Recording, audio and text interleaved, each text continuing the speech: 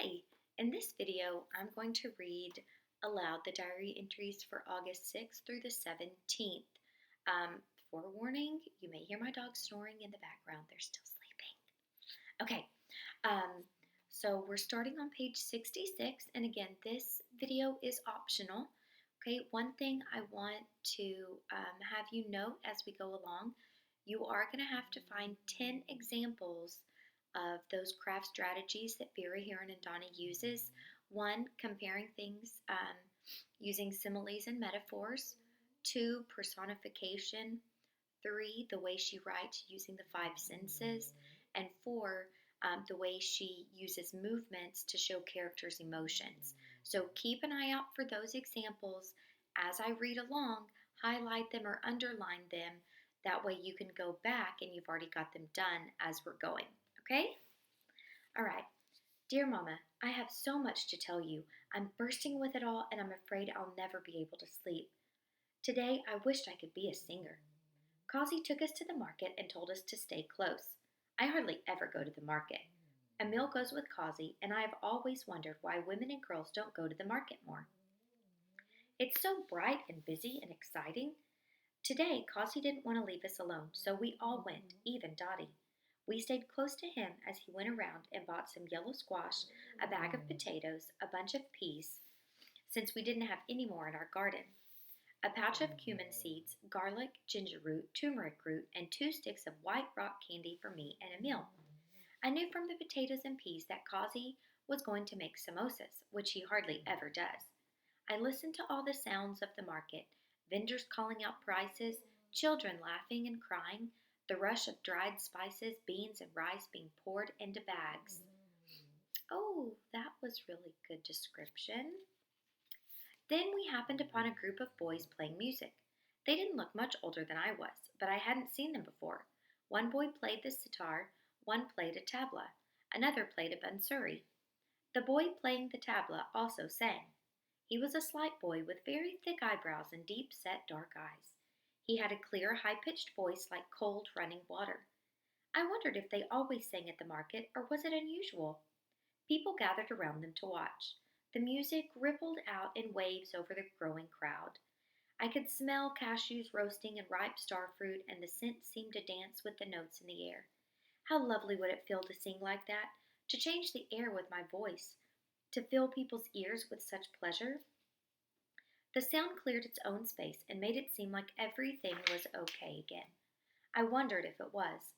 I watched them for a long time, not wanting the feeling to leave me. When Causey was ready to go, Emil and Dottie had to pull me away. At home, I followed Causey into the kitchen and tugged on his shirt so he'd turn around and look at me. I didn't feel like talking at all today. Watching the boys made me want to be quiet so I could think about them. I was afraid each word I might utter would somehow fade the memory. Causey handed me a bowl. He told me how much flour to pour, and I mixed the dough. He showed me how to roll it out into circles, cut them in half, and put a spoonful of pea and potato filling in the middle of each one. Then he taught me how to fold the dough over the filling and dab the edges with water before pressing the corners together. Each samosa felt like a small animal, soft and warm in my hand.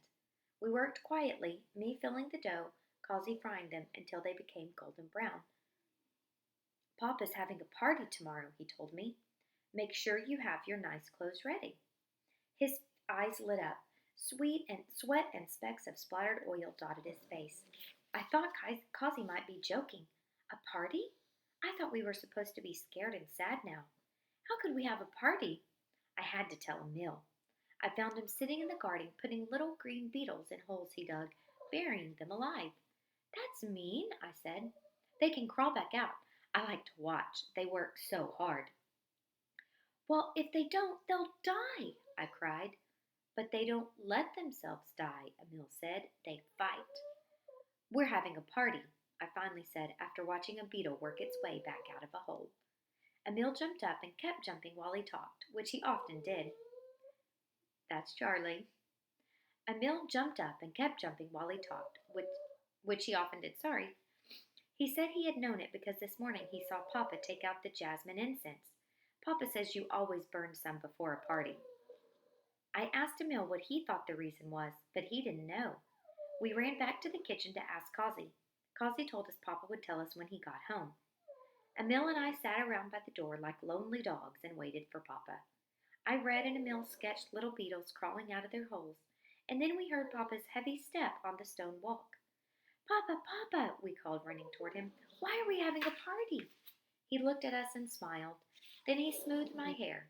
I felt goosebumps pop up all over my arms. Papa never touches me except for an occasional kiss on the forehead at night before bed. I want to see our friends and family. It's been too long, he said. Then he sat down on a kitchen chair. He motioned for us to come and sit with him. Dottie left to make tea. He smiled. We smiled back. He asked how school was. We told him we don't go to school anymore because he told us not to. Of course, how ridiculous of me, he said. Then his face turned very sad. We're leaving soon, is what he said when he had his tea. I wasn't surprised. I had seen the signs. My bottom lip quivered as the news sunk in. He took another sip and we waited. Many are going. Some are staying no matter what.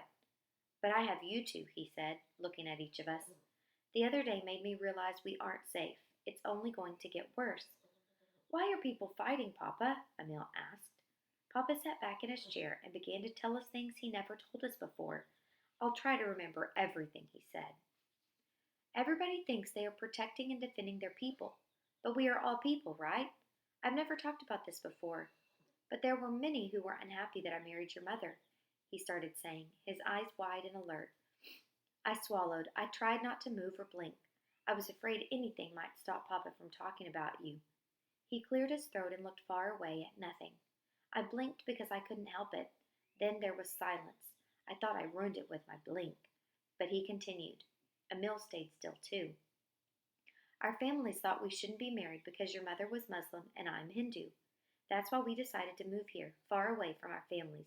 Let them fight it out themselves. Even though we had many Muslim friends and neighbors, it never matters when it comes to marriage. Many people feel like this, but I don't. If someone comes into the hospital, I treat them no matter who they are or what religion they are. When I open a body up, I see the blood, the muscles, the bones, all the same in every person, like Gandhiji says. Jinnah and Nehru, they are secular men, yet we need two countries instead of one because of religion. They are leading us toward this slicing, this partitioning of India, Papa said, chopping his finger through the air. Then he continued, my family didn't understand how I could turn away from all the Hindu girls they found for me. I did well in school. I was going to be a doctor. Many families sought out my parents for a match, but my parents wanted me to like the girl.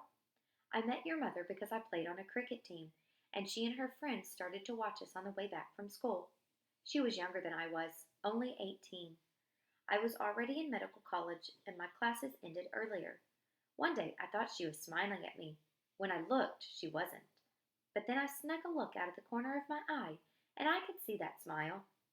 Once, as she was leaving the cricket game, she tripped, spilling her books. I couldn't stop myself. I left the game to help her. She said she hurt her ankle, so I helped her carry her things home. Her friends walked with me, not allowing her to be alone with a strange man. But her family thanked me. They seemed friendly. Then she began stopping by the cricket game every week, and I started walking her and her friends home. Her friends let us walk ahead and talk. We did that for 2 years. All my friends and family were very angry with me, but I couldn't stop. She was different from any girl I had known. Yes, she was very beautiful, especially when she smiled. She was kind. She made me laugh. But she also understood things about people. She knew how complicated they were. Emil and I sat there, mouths parted. Papa coughed a little and turned away from us, gazing out the window, but he kept speaking. So we married and moved out of our village. Soon after we were married, your mama's parents died, and my father died all in the same year. And then 3 years later, He paused for a few seconds before going on. Dottie came to live with us after that. My brothers eventually moved closer to us too. I let this sink in. How did I not know that your parents, my other grandparents, had died? I had just thought they lived very far away. Did Mama have any brothers or sisters? Emil asked. Papa was quiet. A brother and a sister. I took this in. The uncle and aunt I never met. I think I had heard it before, but I felt like I had imagined it. There are parts of you out there, Mama. Why hadn't I thought about them much before? Your mother's sister never spoke to us again. She was very against our marriage. She lives with her family in another village far away. Your mother's brother took us over the family house and furniture business. Was he against your marriage? No, I don't think so, said Papa. They wrote letters. Why didn't he ever visit? Emil asked. He is a very private person, and maybe his other sister didn't want him to. I'm not sure. Too much time went by and we lost touch. How could that be? Time just went by? Emil said. I bit my lip. Even though I was desperate for these answers, I wanted Emil to stop asking questions. If he irritated Papa, he would stop talking. These things happen, Papa said, and waved his hand. Then he lowered his voice. You must know that the way I feel is very dangerous now. Do not talk about your mother with other people. But maybe if people know the truth about us, about our mother, it would be a good thing, and we wouldn't have to be on his side, said Emil. His voice sounded small and tight. My mouth fell open. I couldn't believe Emil was saying this. He told me it was ridiculous when I said it. No, Papa shouted at him, you don't understand. You could be killed. You can't change people's minds now. It's the only way to protect yourself. When we leave for the new India, things will be better. I hope. Papa's eyes moved away from us and onto his cup. Papa, Emil asked, when are we leaving? I'm not sure. Soon. But that's enough for now. I want to enjoy my tea, Papa said, his mouth returning to a closed, straight line, and picked up his cup. The new India. Suddenly, all those feelings I had about going to a new and beautiful place seemed wrong. I didn't want the new India. I wanted the old one that was my home. Tears started to build up, but I wiped my face hard and pressed on my eyes for a second. What is going to happen to Kazi, Mama? He's the only one who looks at me with happy, loving eyes.